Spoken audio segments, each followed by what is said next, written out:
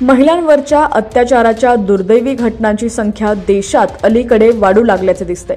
त्याहूनही आणखी धक्कादायक बाब म्हणजे महिलांना समाजात अनोळखी व्यक्तींकडून तर धोका आहेच, पण अनेक महिला आपल्या स्वतःच्याच घरात सुरक्षित नाहीत, असं अनेक घटनांवरून दिसतंय। अशीच एक धक्कादायक घटना समोर आलेली आहे। काय आहे नेमकं प्रकरण पाहूया। त्याआधी तुम्ही HPN मराठी न्यूज चॅनल पहिल्यांदाच पाहत असाल आणि अजूनही चॅनलला सबस्क्राइब केलं नसेल तर नक्की सबस्क्राइब करा, जेणेकरून आमचे अपडेट्स लवकरात लवकर तुमच्यापर्यंत पोहोचतील।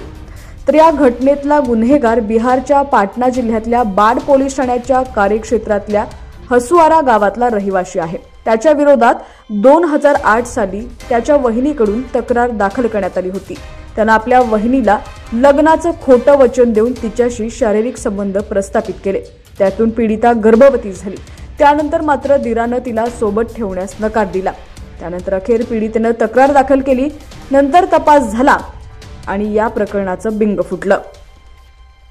पाटण्याचे जिल्हा आणि सत्र न्यायाधीश संगम सिंह यांच्या या प्रकरणाच्या सुनावणीनंतर मंगळवारी आरोपी रजनीश कुमार पांडे याला आपल्या वहिनीची फसवणूक करून तिच्यावर बलात्कार केल्याप्रकरणी विविध कलमांतर्गत दोषी ठरवलं।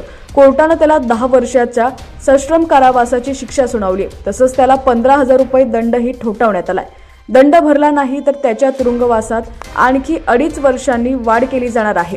अशा प्रकारे या प्रकरणात अखेर 16 वर्षांनी पीडितेला न्याय मिळालेला आहे। महिलांच्या सुरक्षिततेसाठी कडक कायद्यांची तर आवश्यकता आहेच, मात्र समाजामध्ये सुधारणा होणंही तितकंच गरजेचं असल्याचं मत अनेक तज्ज्ञ व्यक्त करतायत। मुलींना लहानपणापासूनच स्वसंरक्षणाचे धडे देण्याचं आव्हानही अनेक पातळ्यांवरून केलं जात आहे।